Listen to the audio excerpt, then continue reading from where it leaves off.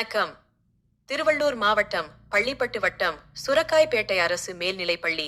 இந்த நிகழ்ச்சி 6ஆம் வகுப்பு மாணவர்களின் கலைத்திறன் படைப்பு. இன்று நாங்கள் ஒரு கலந்துரையாடல் நிகழ்ச்சி நடத்த உள்ளோம். வாருங்கள், நிகழ்ச்சிக்குள் செல்லலாம். சலீம், உங்க அப்பா நேற்று வீட்டிற்கு ஒரு பார்சல் கொண்டு வந்ததை பார்த்தேன். புது தொலைக்காட்சி பெட்டி வாங்கி இருக்கிறீர்கள் என்று நினைக்கிறேன், சரியா? அது தொலைக்காட்சி பெட்டி இல்லை சிவா, நாங்கள் கணினி வாங்கி இருக்கிறோம். ஓ, கணினியா? துணிக்கடையில் பில் போட அவற்றை பயன்படுத்துவதை நான் பார்த்திருக்கிறேன். மலர், துணிக்கடையில மட்டும் இல்லை, தொடரண்டி நிலையம், வங்கி, ஏடிஎம், இவ்வளவே நமது ஊர் அஞ்சலகம் போன்ற அனைத்து முக்கிய அலுவலகங்களிலும் கணினி உள்ளது. எங்கள் பள்ளியில் கூட நான் பார்த்திருக்கிறேன். உங்கள் பள்ளியில் மட்டுமா இருக்கிறது? உனது அப்பாவும் கணினி வைத்திருக்கிறார் என நினைக்கிறேன். எங்கள் அப்பாவிடமா? எனக்கு தெரியாமலா? கண்டிப்பாக எங்கள் அப்பாவிடம் கணினி இல்லை, அலைபேசி மட்டும் தான் இருக்கிறது. உங்கள் அப்பா வைத்திருக்கும் அலைபேசியை தான் நான் கணினி என்று கூறுகிறேன்.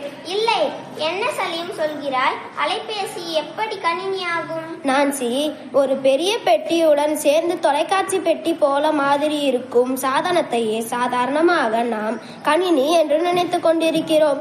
ஆனால் கணினிகள் பல வடிவங்களில் காணப்படுகின்றன. ஒரு கணினி செய்யும் பெரும்பாலான வேலைகளை உங்கள் அப்பா பயன்படுத்தும் திறன்பேசியிலும் செய்யலாம்.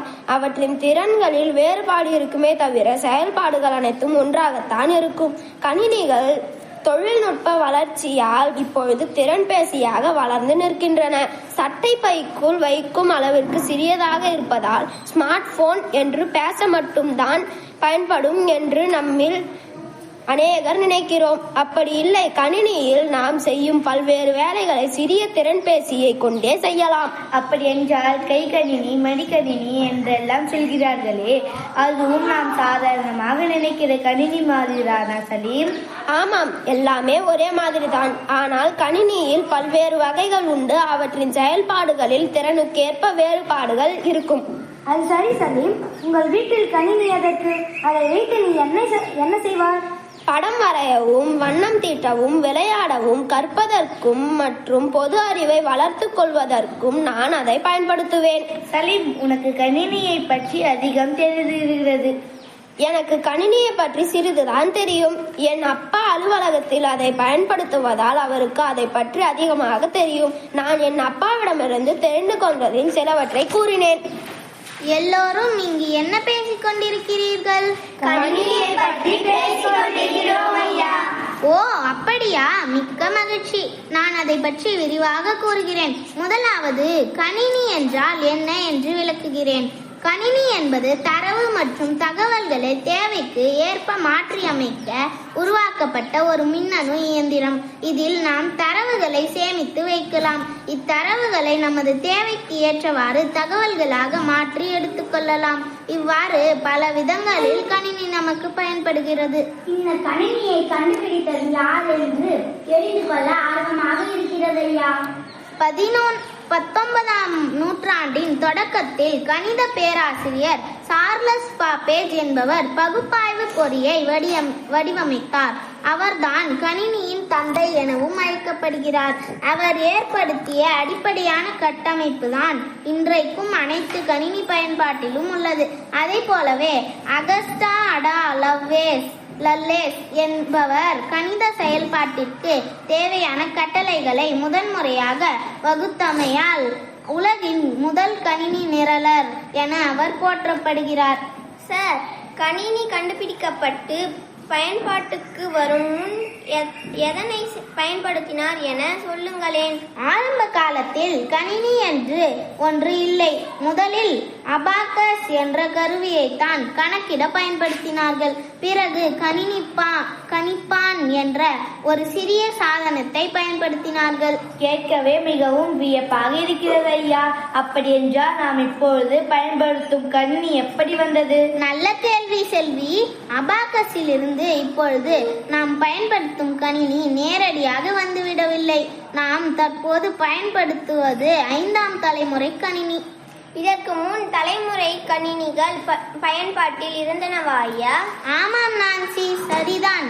ஐயா, கணினியின் 5 தலைமுறைகளை பற்றி விளக்க முடியுமா? நிச்சயமாக நான் விளக்குகிறேன். முதலாம் தலைமுறை கணினியில் வெற்றிட குழாய்கள் பயன்படுத்தப்பட்டன. இரண்டாம் தலைமுறை கணினியில் மின்மய பெருக்கிகள் பயன்படுத்தப்பட்டன. ஒருங்கிணைந்த சுற்று மூன்றாம் தலைமுறை கணினியில் பயன்படுத்தப்பட்டது.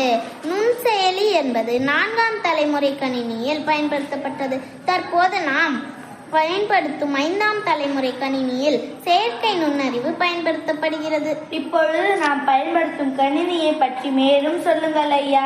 கணினியை பொறுத்தவரை தரவு மற்றும் தகவல் ஆகியவை மிக முக்கியம். தரவு என்றால் என்ன ஐயா? தரவு என்பது முறைப்படுத்தப்பட்ட வேண்டிய விவரங்கள்.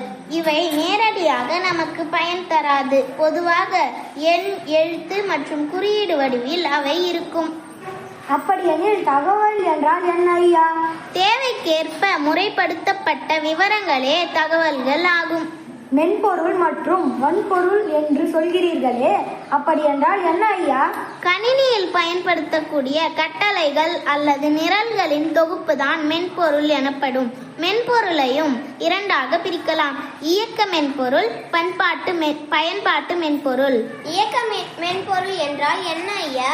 கணினியை இயக்குவதற்கு உதவும் மென்பொருள் இயக்க மென்பொருள் எனப்படும். உங்கள் அனைவருக்கும் விண்டோஸ், லினக்ஸ் பற்றி தெரியும் என்று நினைக்கிறேன். அப்படி என்றால் பயன்பாட்டு மென்பொருள் என்றால் என்ன ஐயா? பயன்பாட்டு மென்பொருள் என்பது ஒரு குறிப்பிட்ட செயலை மேற்கொள்வதற்கு பயன்படுத்தப்படும் மென்பொருள் ஆகும்.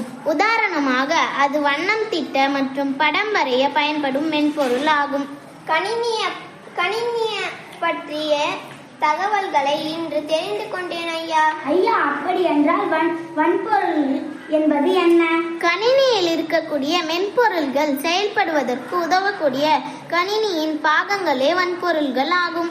கேட்கும் போதே வியப்பாக இருக்கிறதே ஐயா, மேலும் விளக்கமாக கூறுங்களேன். சொல்கிறேன், கேளுங்கள்.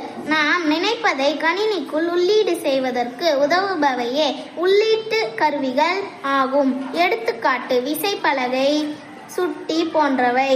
நாம் உள்ளீடு செய்த செய்திகள் மற்றும் தகவல்களை வெளிக்கொணரும் கருவிகள் வெளியீட்டு கருவிகள் எனப்படும். எடுத்துக்காட்டு, அச்சுப்பொறி, கணினி திரை போன்றவை. CPU என்றால் என்ன ஐயா? இது மைய செயலகம் எனப்படும். இது தொடர்பான மேலும் பல்வேறு விவரங்களை உங்கள் மேல் வகுப்பில் கற்றுக்கொள்வீர்கள். மிக்க மகிழ்ச்சி ஐயா. இன்று கணினி தொடர்பான பல புதிய